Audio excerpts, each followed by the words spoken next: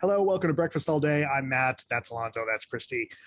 They have seen Dear Evan Hansen. I didn't because technical problems. Sorry. But they're going to tell you all about this amazing movie that they absolutely loved and think that it's the movie of the century. Which century is the question. Wow. Okay. So yes, based on the Tony-winning Broadway hit, which, by the way, beat out Come From Away for the Tony, and I think we can safely say which is the better screen adaptation. Ben Platt returns as Evan Hansen, a terminally shy high school student who is beginning a new school year. His therapist has recommended that he write letters to himself that are encouraging, and a classmate steals one of those letters and then commits suicide, and the letter is found on his body, which leads people to assume that the dead kid Connor and Evan were close friends. And because Evan is too shy to contradict anyone, and because he's also in love with Connor's sister Zoe, he goes along with it. And of course, the lie gets bigger and bigger and spins out of control, and he becomes an internet sensation. And I hear this worked really well on stage. It does not in the film. I too hear that. You know, it's interesting. There's a lot that's been made about the fact that Ben Platt, you know, today is his birthday, by the way. Yes, and he's 28 years old today. But what they have done with him is they have done like makeup or prosthetics or some kind of combination thereof with like post-production trickery to make him look younger, and it only makes him look older, and there's like a weird detached quality. Well, there's a lot of slunch going on, a lot of hunch and slouch happening. Slunch is my new word for it. Yeah. And some unfortunate hair. Yeah, that's not what his hair looks like. No, in the Broadway production, it's like shorter. Here, they've done some like weird curly thing with it. I suspect that the performances and some of the themes, when taken in from a distance in a theatrical setting, maybe that is doable, but like close up when he sings, his eyes are bulging out, and his like, or he's like scrunching up, or he's twitching. It's like in Hamilton when the camera gets real super up close to Jonathan Groff, and you can just see all the drool coming out of his mouth. Right, yeah, all of that, and that's the best part. Right. Well, that's intentional, and they're playing around with that. But yeah, the opposite happens here, where you get that close up to Ben Platt, and he is, I guess, gesticulating for the mezzanine, and like there's so much going on over his face where you're like, oh, please dial it back, I beg you. Plus, we should, aside from that, that's of course the most immediate and most superficial problem with Dear Evan Hansen, but not the only one. So I don't know how this was such a hit on stage, and I understand from reading a really helpful piece in the LA Times that the themes of like parental struggling, which were a big emotional core to the stage production, have been taken away entirely here in favor of like playing up the pressures of like an online persona, right? So there's the whole thing that happens in this movie with like a song, and it goes viral, and it's on Instagram, and lots of people are posting it, and like their faces become like a pastiche that form his face or the kid's face who died, and like none of that existed, I guess, in the play. Stephen Chbosky directed this, but Stephen Levinson, who wrote the book for the production, wrote the screenplay here. So they've done some tweaks to try to modernize it somewhat, involving, you know, online fame, but they don't satirize it or like cut to the core of the problem with viral online fame. It's like they're trying to celebrate him for doing this skeevy thing and the uplift that arises from the connection that he creates. The whole thing is like this lie gets further and further out of control, and you know that eventually it's going to have to blow up in his face, because that's how these things work. But they don't, and then the internet thing is obvious, again, sort of based on a lie, based on this totally artificial construct, and people buy into it. And so if you wanted to, and if you wanted to sort of take this thing to where it maybe should have gone, you treat that as an element of satire. You treat that as an element of like, people online will say whatever nonsense and other people will fall for it. But the movie wants to also like make it uplifting, and the movie wants to like make you still like Evan, even though he's verging on psychopathic behavior or sociopathic behavior. And so it doesn't commit to the bit. Ultimately, it wants to like present you with this really uncomfortable scenario, but then like make it all okay. But all that redemption was added to the film. Okay. There's a whole bunch of stuff that they have tweaked here that did not exist in the play. Also, it's reminiscent of, remember the movie World's Greatest Dad?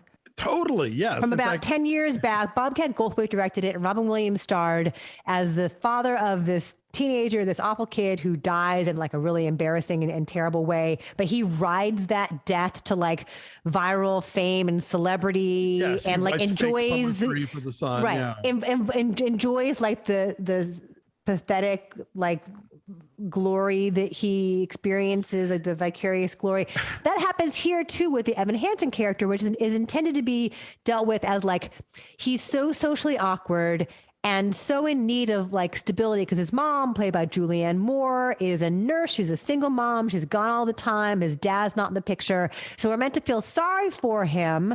And that's supposed to explain away the fact that he's done this despicable thing. And like the attempt at redemption totally falls flat. World's Greatest Dad at least had like the courage of its convictions. Yes. Bibbs on Twitter pointed out that not only is this borrowing heavily from World's Greatest Dad, whether it knows or not, but did you catch what the school mascot is? The Bobcats. The Bobcats. Oh, I don't remember that movie. What is Bobcats? No, Bobcat Goldthwait directed. Oh, duh. Oh, I did not. Maybe that was it must have been the same in the play as well. But I'm sure. And it came out after the movie. It came out after World's Greatest Dad. That's really interesting. We should mention what a fantastic cast there is here. Yes. It's Kaitlyn Amy Dever. Adams and Kaitlyn Dever and Juliane Moore. It's a really good cast. And Juliane Moore's 11 o'clock number is pretty great. Yes, it's a comparatively understated moment, because one of the things that consistently made me so uncomfortable here was the enormity of the bombast within very small, intimate settings. Yeah. And so there's a song that Evan Hansen does where he's talking about like a totally made up thing, a wonderful day by a tree, and these two friends enjoying the tree, and he's belting like at the dinner table, and the disconnect between the setting and the enormity of the emotions was really jarring to me. And that happens over and over again in a production, in a theatrical setting. Maybe that makes more sense. Like there isn't that dissonance there, but sure. I kept like, this music swells and it's giant, and he's like screaming at the dining room table. Yeah, no, I was thinking about like when, the Susan Stroman, who directed The Producers on Stage, came in to direct the Producers movie, and she did not calibrate any of the performances for the screen, and it shows, and that's why that movie doesn't really work. And like there have been, I think, several Broadway musicals where they've tried to, they've made it too literal in a lot of ways, and they don't kind of mold it. I will say one of the best songs in the movie is one of the new ones, the one that Amandla Stenberg co-wrote and performs, the anonymous ones. And that's actually like not pitched at this like feverish scale the way that so much of the thing is.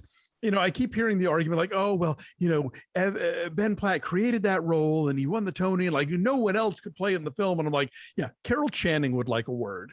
She created two iconic Broadway roles that she did not get to play in the movies, and one great movie, one not so great. But like that, people cycle out of roles all the time. Like Ethel Merman did not get to be Mama Rose in Gypsy. So it's like they could have gone another way with this, but when your dad is one of the executive producers, I guess that helps. I was just about to say that his father is veteran producer Mark Platt. Yeah. Who else could possibly do it but my own son? He's right there, you guys. Come on, he knows the songs already. Yes, it is a tremendous waste of this really, really great cast, and it made me think over and over again how clear it is that Come From Away worked so well because it was a filmed version of this stage production. Like that might have seemed cheesy and cloying and false and weird if they had tried to turn they that had gone to Gander and shot it right, there? Yeah. like they had intended to originally. They were going to go to Gander and have like the regular of townsfolk service extras. And now I'm so glad that they maintained the innovation of the staging and let us just see the way it's meant to be as a play. Because I kept thinking, like, I wonder if I would have enjoyed this more. Yeah, to actually see the production, because it was such a sensation when it came out. And then when I watched this movie, I'm like, this really? Yeah, if you want to see a great 2017 musical, watch Come From Away on Apple TV Plus. And if you want to see a really good high school musical that's based on a stage production, go to Amazon Prime and watch Everybody's Talking About Jamie. It's a much more fluid translation of a stage piece into a movie. And maybe this does help people in terms of like, if you also feel like you are anxious, if you have depression, if you have social anxiety, you feel like a misfit, which, so many kids do, this maybe does connect with you emotionally. I just wish that the movie itself were better. Yeah, I mean, I think that's one of the things with this is like it's tackling these genuine real life issues about coming of age and about mental illness or whatever, but the packaging is just overwhelms the message, and it just doesn't work. And the songs are from the La La Land guys. Yes, who also did the Greatest Showman songs, and they're extremely on the nose. Yeah. They're telling us what to feel at all times. Anyway, This is not a good movie. I'm saying 3. I said 4. Again, I did like the Amandla Stenberg song, and I liked Juliane Moore's number at the end, but there's a whole lot of not working here. So yes, this is a 3.5 from us. It is out there for in theaters only, and get this, and in IMAX. Can you even imagine those facial expressions in IMAX? No, thank you. Terrifying. Oh my God. All right. So, but again, if you love the show, maybe you got to see it to see how they do it. Look, it has its fans. Even this movie has its partisans. So, if this is your jam, go for it. They're called Fansons, Alonso. Ooh, really? Okay, fine. Thanks for watching, everybody. Like this video, subscribe to our YouTube channel. Check us out at BeFastAllDay on Twitter, Instagram, and Facebook. And do drop by our Patreon page at patreon.com/BeFastAllDay. Talking about an amazing episode of Ted Lasso this week, talking about the new season of The Morning Show. And speaking of going back to school, because our subscribers voted on it, we'll be talking about Wes Anderson's Rushmore, a film that the three of us have never really sat down to review together. So that'll be fun. Anyway, thanks for watching. We'll see you guys next time. Bye.